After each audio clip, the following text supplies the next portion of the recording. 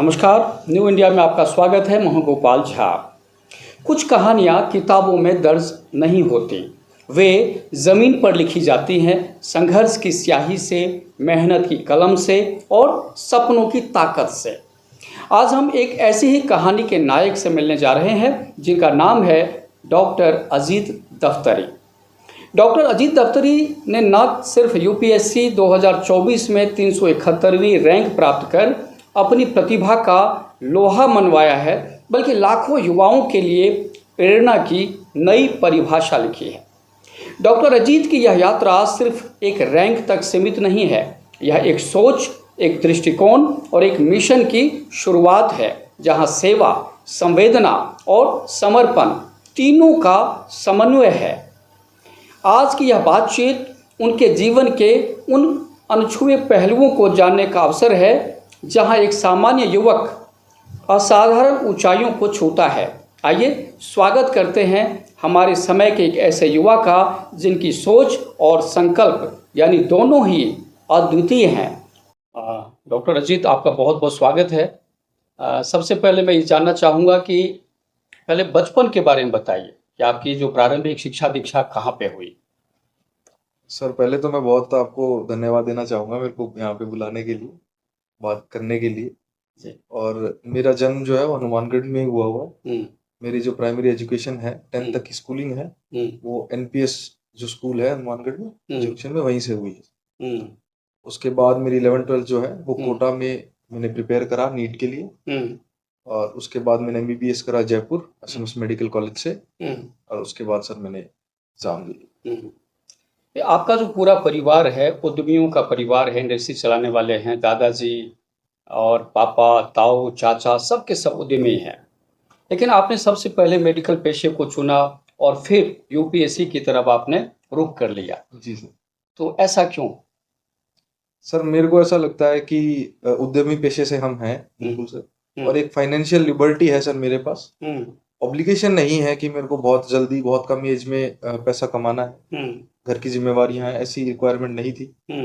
तो मेरे जो पिताजी की भी एक इच्छा थी कि एक मेडिकल साइंस से कोई हो, कोई डॉक्टर हो। मेरी दादी जी की भी इच्छा थी। तो मेरे को ऐसा लगा कि अगर मेरे पास इस चीज का मौका है, और मेरे को खुद पे थोड़ा कॉन्फिडेंस था इस चीज पे कि मैं अगर कोशिश करूं तो इसमें सक्सेस हो सकती है, तो मैं खुद को चांस देना चाहता था। ठीक है। इस वजह से मैंने खुद को इस तरफ पुश किया कि मैं जो है एमबीबीएस करूं और उसका एग्जाम दूं, और फॉर्चुनेटली सक्सेसफुल रहा सर। तो आपकी मेडिकल शिक्षा किस संस्थान से हुई? मेरी सर सवाई मान सिंह मेडिकल कॉलेज है सर, जयपुर में। जयपुर से, एसएमएस। जी सर। लेकिन डॉक्टर बनने के बाद आपने यूपीएससी की तरफ रुख कैसे कर लिया? सर, मेरी जब इंटर्नशिप चल रही थी एमबीबीएस के अंदर, तो उस दौरान जब मैं प्राइमरी हेल्थ सेंटर जो होते हैं वहां पे काम कर रहा था, तब मैंने चीज नोटिस करी कि एक डॉक्टर का काम जो है वो सिर्फ एक मरीज तक सीमित रहता है, और आप अगर एक हॉस्पिटल चलाना चाहो तो ज्यादा से ज्यादा कुछ ज्यादा मरीजों तक सीमित रहता है। ठीक है। पर जो एडमिनिस्ट्रेशन है, जो सिविल सर्विसेज है, वो एक बिगर प्लेटफॉर्म देता है आपको कि आप जो काम करना चाहते हो वो सिर्फ मरीज को देखने के अलावा और भी बहुत तरीके से किया जा सकता है। ठीक है। और एक जो हम ट्रीटमेंट की बात करते हैं उसको प्रिवेंटिव और प्रोमोटिव ट्रीटमेंट की तरफ ले जाया जा सकता है। तो मैंने उस फोकस के पीछे जो है अपनी थॉट प्रोसेस को लगाया, और ये सोचा कि अगर सिविल सर्विसेज में काम करने का मौका मिलता है तो जो मेरा बैकग्राउंड है मेडिकल का उसको मैं यूज कर सकता हूँ इसमें भी। बहुत बढ़िया। जी सर। तो यूपीएससी की तैयारी की शुरुआत कब और कैसे की आपने? सर, यूपीएससी की जो तैयारी की शुरुआत मैंने की वो मेरी इंटर्नशिप के दौरान की। उस टाइम मेरी इंटर्नशिप चल रही थी तो टाइम का थोड़ा क्रंच था, तो मैंने ऑनलाइन एक कोचिंग का कोर्स लिया ऑनलाइन, और उसके वीडियोस वगैरह देखता था। जैसे मेरी इंटर्नशिप खत्म हुई उसके बाद मैंने सेल्फ प्रिपरेशन शुरू की। आपने कौन सा ऑप्शनल सब्जेक्ट चुना? मेरा ऑप्शनल सर एंथ्रोपोलॉजी है। क्यों?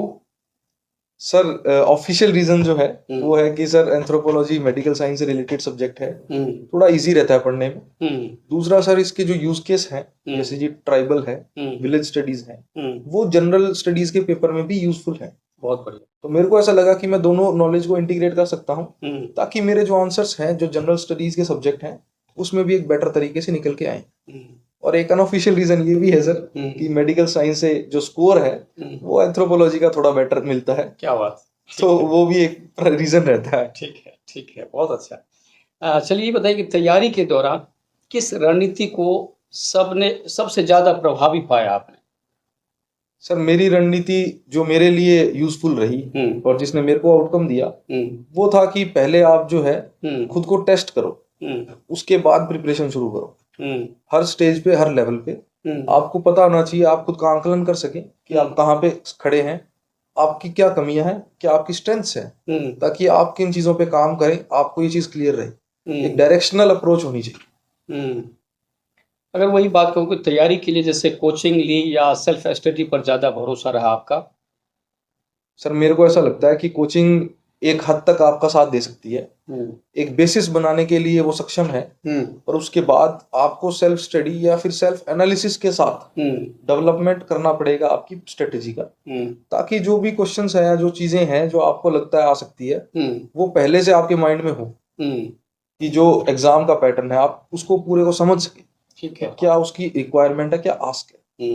कोचिंग आपको स्पून फीड नहीं कर सकता। ठीक है। वैसे रोजाना पढ़ाई की अगर रूटीन की बात करूं तो क्या रहा आपका?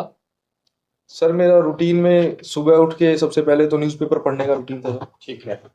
जनरली 2 न्यूज़पेपर पढ़ता हूँ सर, और एग्जाम टाइम के आसपास 3 न्यूज़पेपर कर देता था।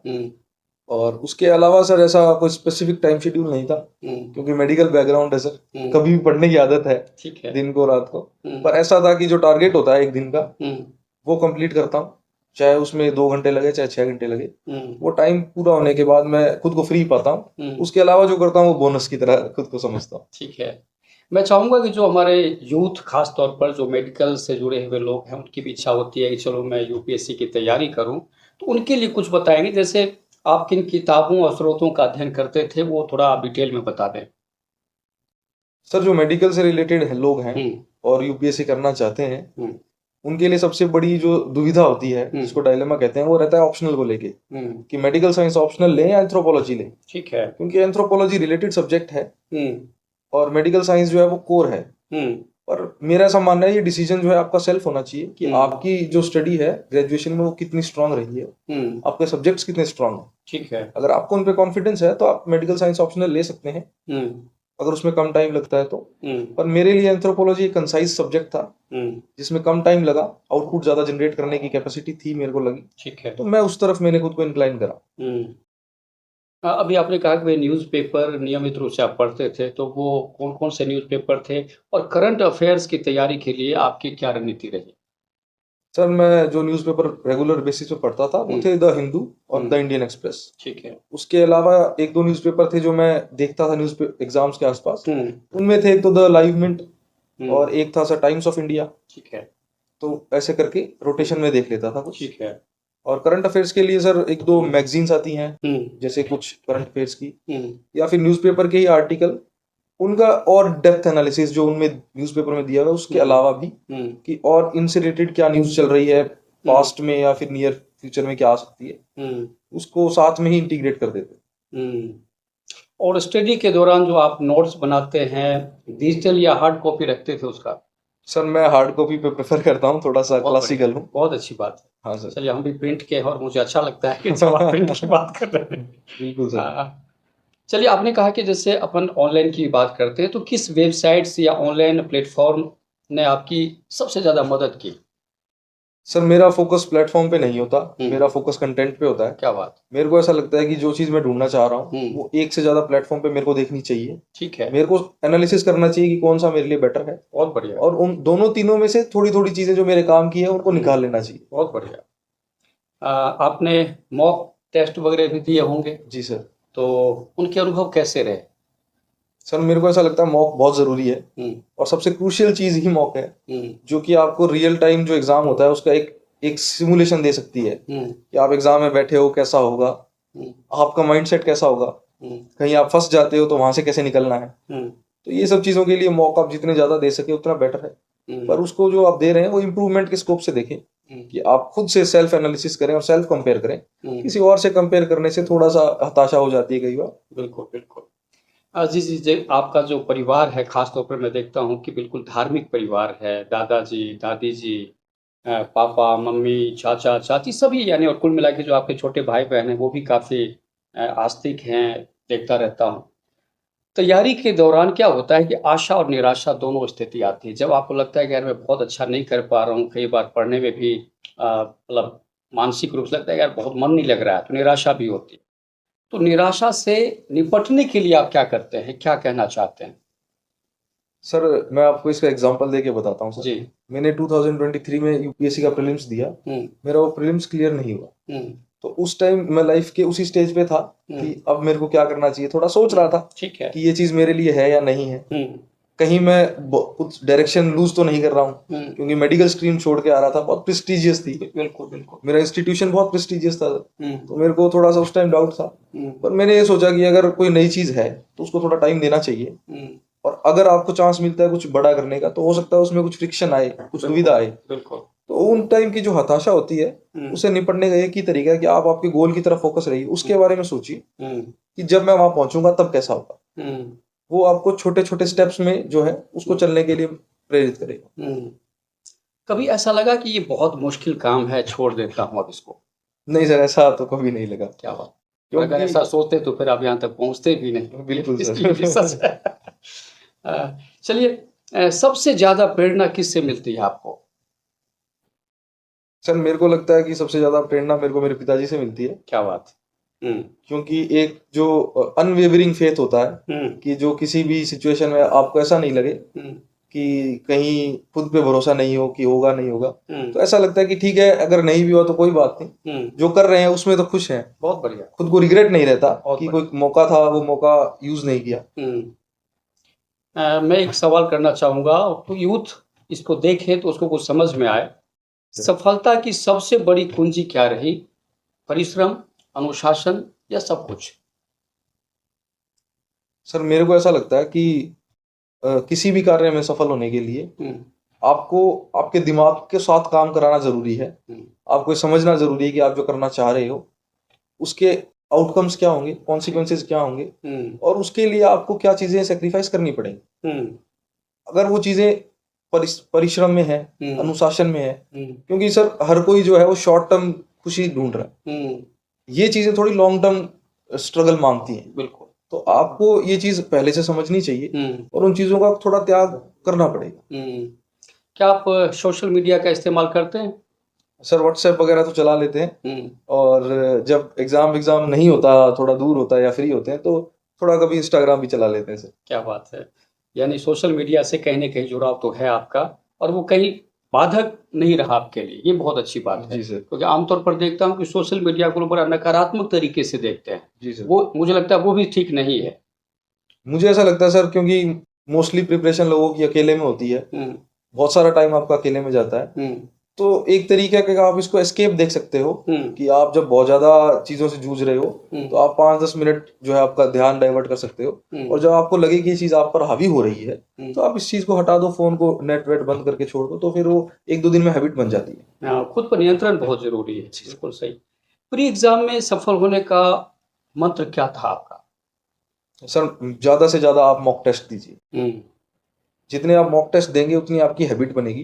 आपके पास बहुत ज्यादा नॉलेज हो सकता है, ऐसा हो सकता है कि आपको बहुत सारी चीजें पता हो, पर अगर उस स्पॉट पे आप उन चीजों को क्लिक नहीं कर पा रहे हैं तो वो कहीं ना कहीं आपको एक तरीके से डिग्रेड कर देगी। तो एग्जाम देने की प्रैक्टिस बहुत जरूरी है, उसके बाद आप जो है रिविजन करें, रिविजन से एक बेसिक लेवल की इंफॉर्मेशन आपके पास आ जाएगी।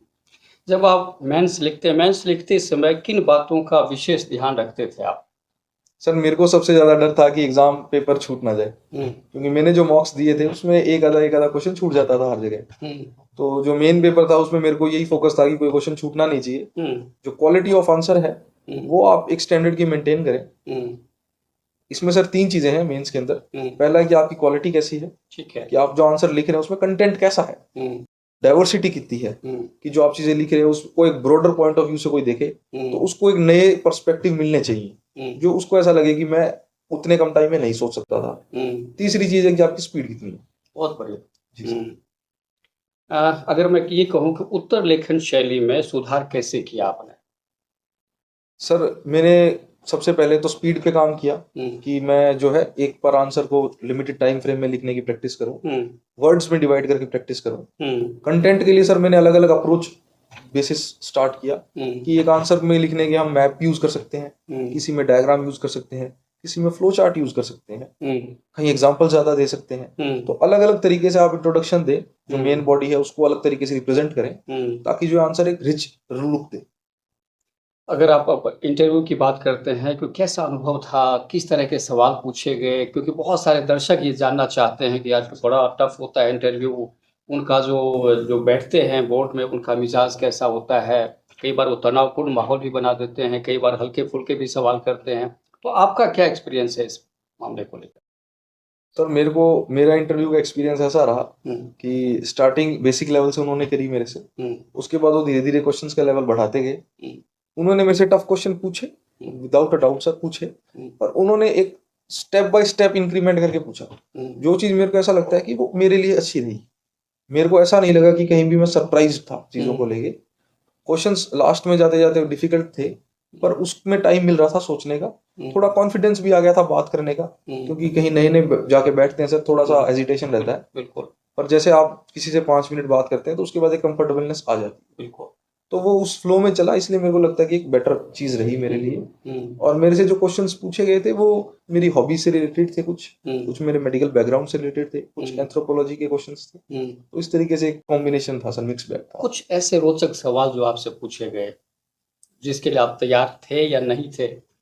मेरे से सर, मैं घूमने गया था सर लास्ट ईयर वियतनाम, तो मैंने थोड़ा उसका जिक्र करा किसी एक आंसर में, तो पूरे पैनल ने जो है वियतनाम को पकड़ लिया। वो फिर मेरे से वियतनाम की हिस्ट्री, वियतनाम की सोसाइटी, वियतनाम का इंडिया के साथ रिलेशन, उस पर वो मेरे साथ क्वेश्चंस कर रहे थे। मेरे को उतना ज्यादा इन डेप्थ एक्सपेक्ट नहीं था।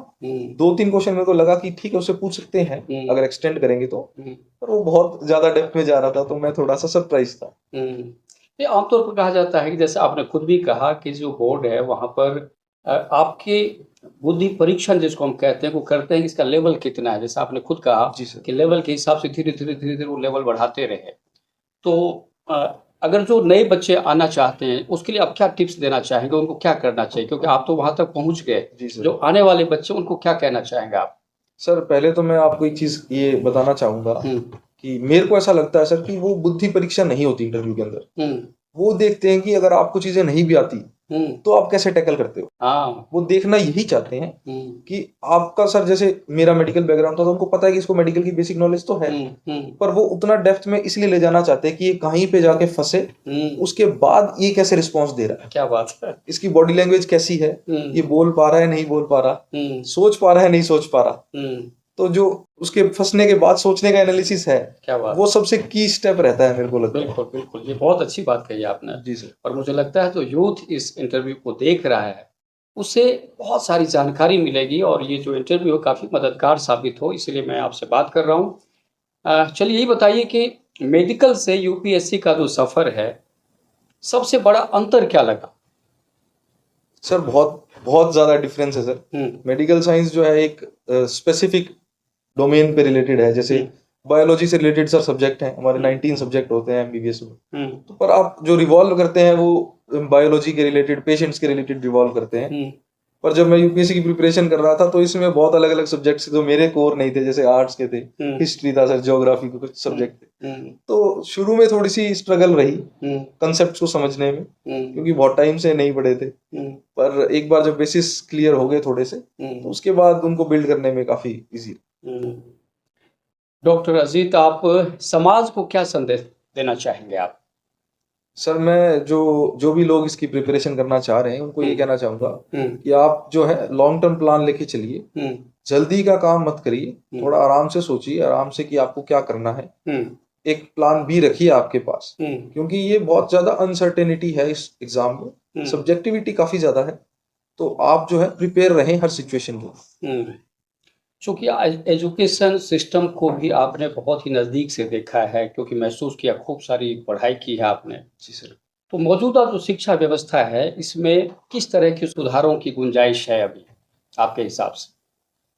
सर मेरे को ऐसा लगता है कि एक तो लॉन्ग टर्म प्लान होने चाहिए, कुछ शॉर्ट टर्म्स होने चाहिए। शॉर्ट टर्म में सर जो टेक्नोलॉजी आ रही है अभी, उसका इंटीग्रेशन जो है बहुत नेसेसरी हो चुका है। हम एक्सेसिबिलिटी देना चाहें, अफोर्डेबिलिटी देना चाहें या अवेलेबिलिटी देना चाहें एजुकेशन की, उसके लिए टेक्नोलॉजी की रोल प्ले कर सकती है। और लॉन्ग टर्म के लिए मेरे को लगता है सर जो इंटीग्रेशन है एजुकेशन का स्किल्स के साथ, वर्कफोर्स के साथ, वो बहुत जरूरी है। ताकि जो हम पढ़ रहे हैं या पढ़ा रहे हैं वो कहीं ना कहीं काम आए। ठीक है। आपको सबसे ज्यादा चिंतित करने वाली सामाजिक समस्या क्या लगती है? सर मैंने तो बहुत साल मरीजों को देखा है हॉस्पिटल के अंदर, तो मेरे को तो सर हेल्थ केयर सिस्टम लगता है सर, बिल्कुल। At a personal level. इसके लिए हमें क्या करना चाहिए, क्या मैसेज देना चाहेंगे आप लोगों को एक डॉक्टर के रूप में? जो सर हेल्थ केयर सिस्टम है वो सिर्फ हॉस्पिटल से रिलेटेड नहीं है, हॉस्पिटल तक सीमित नहीं है। आप आपके घरों से जो है वो एक हाइजीन से शुरुआत कर सकते हैं, स्वच्छता से शुरुआत कर सकते हैं, बेटर हेल्थ केयर प्रैक्टिसेस की। और आप जो है आपके आसपास के जो लोग हैं उनमें भी एक स्वच्छ वातावरण बनाने की कोशिश करें, ताकि जो हवा पानी जो अनाज आप ले रहे हैं वो भी एक तरीके से आपके शरीर को खराब नहीं करे। आपको जो रैंक मिली है उसके आधार पर आपको कौन सी सेवा मिल सकती है, आपको क्या लगता है? सर एक्सपेक्टेड है IRS मिल सकती है, और एक पॉसिबिलिटी भी है कि IPS मिल सकती है। लेकिन आपकी इच्छा क्या है? सर शुरू तो सर IAS के बेसिस पे सब करते हैं, सबका सपना वही होता है, और मेरी भी एक सर इच्छा है। IRS मिलेगी तो सर मैं पूरी कोशिश करूंगा। IRS में अगर जो भी मेरा रोल मैं प्ले कर सकता हूँ, जो भी मैं सुविधा दे सकता हूँ, तो मैं उसको करने की भी पूरी कोशिश करूंगा। आपका कोई खास रोल मॉडल? सर ऐसे खास रोल मॉडल तो नहीं है सर, प्रेरणा के स्रोत जो है वो माता पिता है। बहुत बढ़िया। चलिए, अब UPSC के जो भावी उम्मीदवार हैं, जो संभावित उम्मीदवार हैं, उनको आप क्या सलाह देना चाहेंगे? पहले आपने 2-3 टिप्स दी, लेकिन थोड़ा विस्तार से और बता दें। सर मैं थोड़ा सा आप मेरे को क्लियर करिए सर, संभावित उम्मीदवार जो भी UPSC की तैयारी करने वाले जो भी बच्चे हैं, तो वो अपने आप को कैसे तैयार करें, वो थोड़ा टिप्स बता दीजिए आप। सबसे पहले तो मैं कहूंगा कि करंट अफेयर्स जो है उस पर फोकस रखें। आपका जो न्यूज़पेपर्स हैं, जो मैगजीन्स हैं, उनको साथ के साथ फॉलो करें। UPSC का जो सिलेबस है उसके साथ स्टिक रहें। जो सिलेबस में टर्म्स दी हुई हैं वो सबसे ज़्यादा क्रूशियल है, मोस्ट इंपॉर्टेंट चीज़ें वही हैं। उनसे रिलेटेड जो न्यूज़ आ रही है उनको एक जगह साझा रखें, और मौका आने पे जो है उन सब चीज़ों को एक साथ लिंक करिए। लिंक करने से आपके आंसर की जो डेप्थ है वो बहुत ज़्यादा बढ़ जाएगी, और आपको पता नहीं चलेगा कि आपको चीज़ें बार बार पढ़ने की जरूरत भी नहीं पड़ेगी। बहुत बढ़िया। आपका पसंदीदा मोटिवेशनल उदाहरण या कोई विचार जो आप साझा करना चाहेंगे? सर मैं इतना ज़्यादा सोचता नहीं हूँ। मेरे को ऐसा लगता है कि आपको थोड़ा सा एनालिटिकल तरीके से चलना चाहिए, रैशनल तरीके से चलना चाहिए। और मोटिवेशन के लिए या पुश के लिए मेरे को लगता है कि जो परिवार के लोग हैं उनसे बातचीत करना, उनके साथ थोड़ा अच्छा टाइम स्पेंड करना, वो अपने आप में सर एक इनडायरेक्ट मोटिवेशन होता है। हमें महसूस नहीं होता पर वो होता है सर। चलिए, लास्ट में ये बता दीजिए कि जब आप UPSC चयन की सूचना मिली, जी सर, तो सबसे पहले किसे बताया आपने, और उस क्षण आपके अंदर क्या चल रहा था पूरा? सर मैं उस टाइम सो रहा था, दोपहर का वक्त था। ठीक है। तो मेरे एक फ्रेंड थे कॉलेज के सीनियर, उनका फोन आया मेरे पास कि आप बधाई हो, आपको 371 रैंक मिल गई। तो मैं उठा, मेरे भाई को आवाज़ लगाई, मेरा भाई वहीं था। मैंने उनको बताया पहले कि मेरे को 371 रैंक मिल गई है। उन्होंने मेरे को बधाई दी, फिर मैंने पिताजी को फ़ोन भी लगाया, तो उन्होंने मेरे को उसके बाद बधाई दी। फिर जो है पूरे परिवार में साझा की खबर। उसके बाद सबके फ़ोन आए तो सबसे बातचीत की। आपके मन में क्या चल रहा था? सर मैं किस तरह खुश था। के भाव थे? मैं सर इस चीज़ से खुश था कि मेरा नाम उस लिस्ट में था, जो कि जब आप प्रिपरेशन शुरू करते हैं तो एक सपना होता है कि जो लिस्ट आए उसके अंदर आपका नाम हो। तो वो नाम देख के खुशी थी सर। उसके बाद ये सोचने लग रहा था कि अब सर्विस कौन सी मिलेगी। ठीक है। उसका एनालिसिस करने लग गया था। पर जब तक एनालिसिस कर रहा था तब तक मेरे को ये रियलाइज हुआ कि मतलब काफी अच्छी अचीवमेंट रही है। घर परिवार में सब लोग काफी खुश हैं। उस खुशी से भी और खुशी लग रही है। बहुत बढ़िया। चलिए, हमारी बहुत बहुत शुभकामनाएं। आप खूब तरक्की करें और सेवा भाव से बिल्कुल कहते हैं नित्य ऊंचाइयों को छुएं। ये हैं डॉक्टर अजीत दफ्तरी, जिन्होंने मेडिकल शिक्षा से इतर इन्होंने UPSC में अपना परचम लहराया है। हम उम्मीद करेंगे कि आपका ये जो इंटरव्यू है, जो बातचीत है, इससे खास तौर पर जो यूथ हैं और अभिभावक हैं उनको भी बहुत कुछ जानने समझने का मौका मिलेगा। अगली बार किसी और शख्सियत के साथ हम मुखातिब होंगे। दीजिए इजाज़त। नमस्कार।